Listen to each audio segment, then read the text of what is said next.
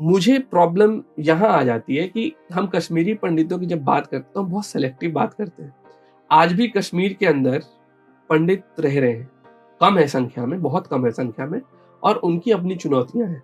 हम उनके बारे में बिल्कुल बात नहीं करते। क्या क्या वो कश्मीरी अपने पंडित संघर्ष समिति के जो लोग हैं, वो कह रहे हैं कि आप जो प्रोपेगेंडा फ़िल्म बना देते हो, उससे हमें नुकसान होता है। क्योंकि हम कश्मीरी मुसलमानों के बीच बहुत सुरक्षित महसूस करते हैं, हम उनके बीच रहते हैं, खाते हैं, उनके आयोजनों में आते हैं, जाते हैं, वो हमारे आयोजनों में आते हैं और जाते हैं, ठीक? हमें कोई प्रॉब्लम नहीं है, और हम आज तक कश्मीर के अंदर हैं क्योंकि ये हमारे भाई हमारे साथ रहे हैं। ये मैंने खुद देखा है और ये कश्मीरी पंडितों ने कहा है। वहाँ आज भी मंदिर है जिसमें लोग जाते हैं, पूजा पाठ करते हैं। बहुत सारे मंदिर तोड़े भी गए हैं और बहुत सारे मंदिरों का वापस उसको ठीक भी करके उसको चालू किया गया है। कई मंदिर साउथ कश्मीर के अंदर ऐसे हैं जिसकी देख-रेख आज भी कश्मीरी मुसलमान कर रहे हैं। ये बहुत कम लोगों को पता है और इसकी खबरें नहीं आती हैं। तो मेरा कहने का मतलब ये है, और कुछ जो पलायन हुआ है कश्मीरी पंडितों का, हम लोग कई बार कहते हैं कि उनको वापस उनको भेजना चाहिए, उनका पुनर्वास होना चाहिए।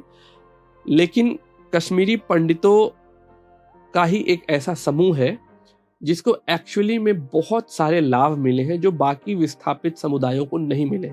ये बात हम शायद इस पे हम बात नहीं करते हैं।